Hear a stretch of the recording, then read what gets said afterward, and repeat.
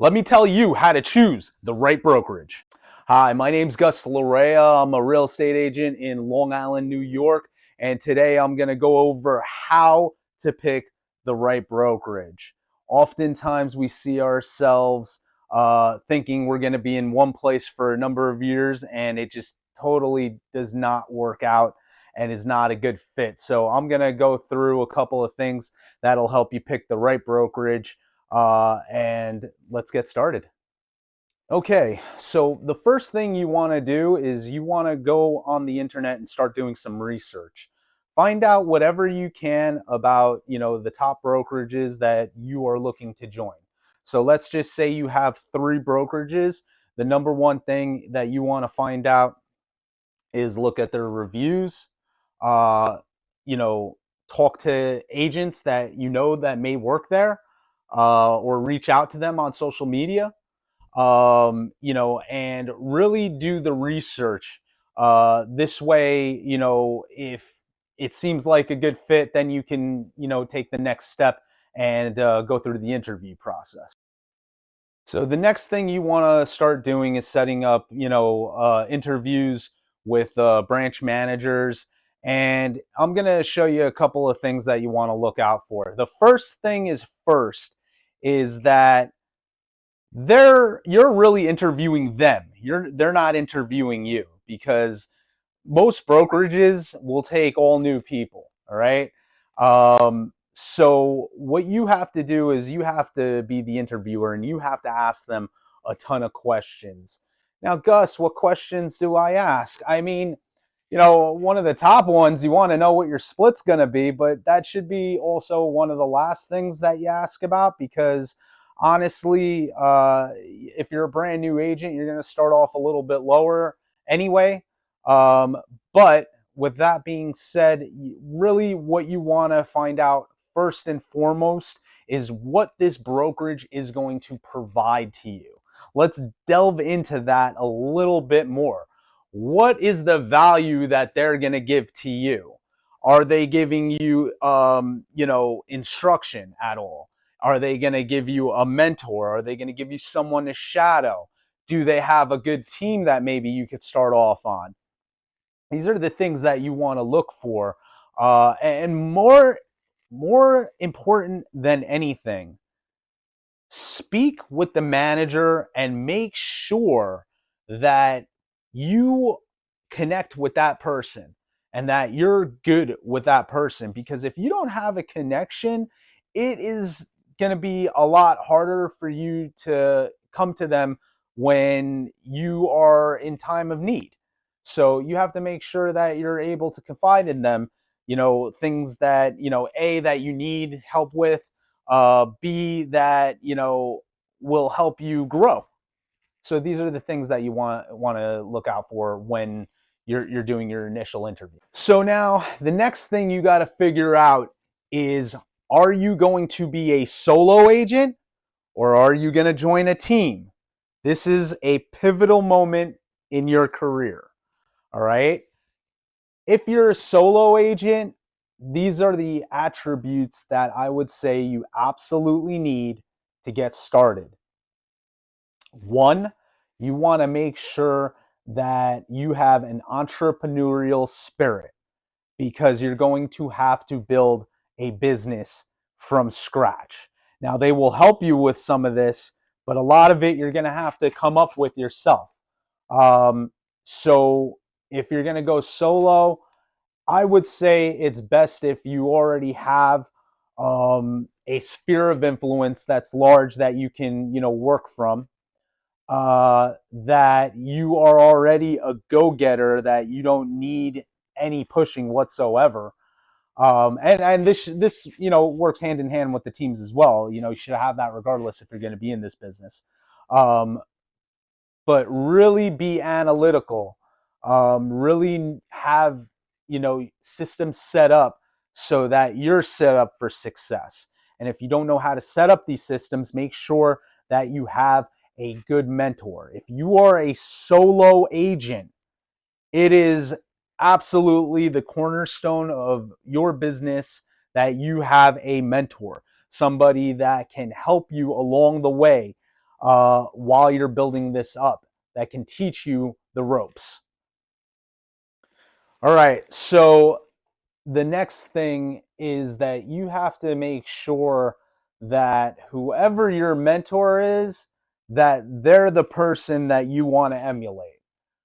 It is no surprise to me that some of the best agents have some of the best mentors. Uh, and some of the worst agents have the worst mentors. How do you do this? Well, like I said, in the interview process, you're interviewing them. Ask them what their experience is. Ask them if they've, been through some bull markets and bear markets, if they've survived, cataclysmic events such as the 2008 crash, things like that. Usually, if you have somebody that's been in the market for 20 plus years or whatever, they've seen some shit. So those are usually the guys that you want to be able to work with. Those are guys that can absolutely show you value. And again, if they're really good, they'll be able to sell you on it. So that's always something that you can work with. Okay, now let's just say you went into real estate but you've never really done anything super entrepreneurial. You never really started your own business. Maybe you're coming from a job where you worked a lot with people and you think you'd be a good people person and this would be great for you. Well, then I would probably suggest that, you lean towards maybe looking and working with a good team. Now, I've had experiences, really bad ones, working with teams, but we can, go into the do's and don'ts when working with the team, so we can get started on that. Okay, so now we're going to talk about joining a team.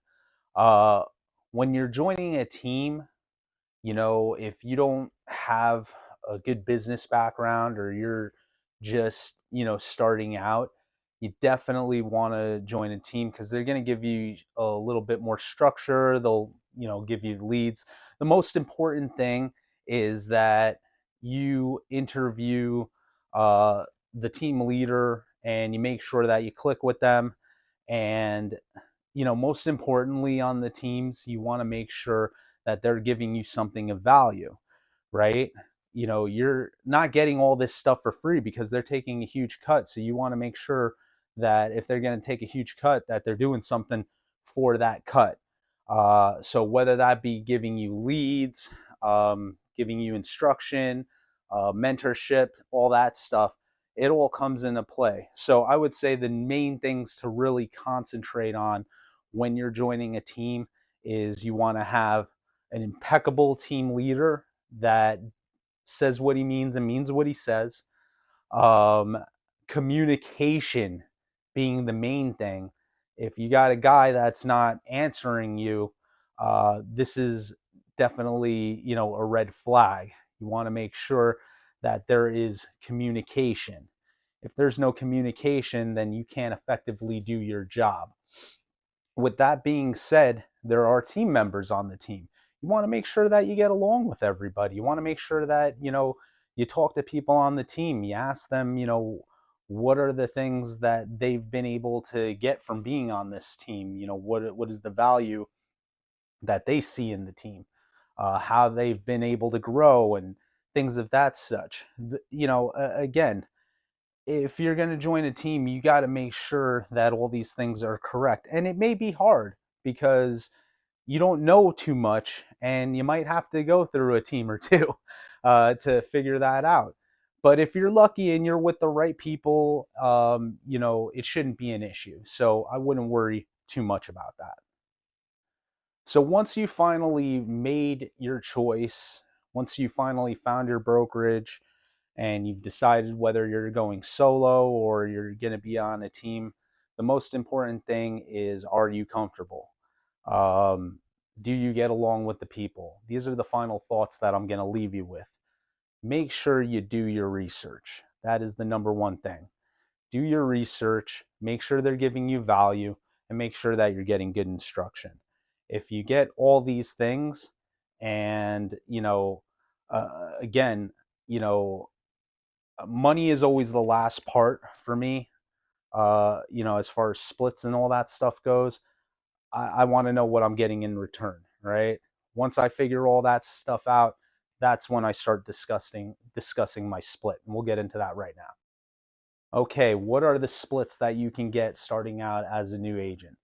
Well, the number one thing is before you even go into a negotiation about what splits are, you want to show what you can bring to the team. So what I would do is absolutely, go through your circle of influence, the people that you know, and see if you can, have a deal going into something. If before you go into a brokerage, if you have, a couple of people that you're already working with, that definitely helps you. Now, as far as splits go, most places are going to start you off with 50-50. You'll have other places that'll start you off with a little bit more, maybe up to 65. Some places will do 70. But the higher your split goes, generally, when you're first starting out, the less they're really doing for you. So just keep that in mind. So again, research the people that you're working with, research the value that they're giving you, and the money is absolutely, one of the last things that you negotiate. With that being said, if you need any guidance or you need any help, I'm always here to help. Feel free to message me or contact me directly. Thank you so much and have a great day.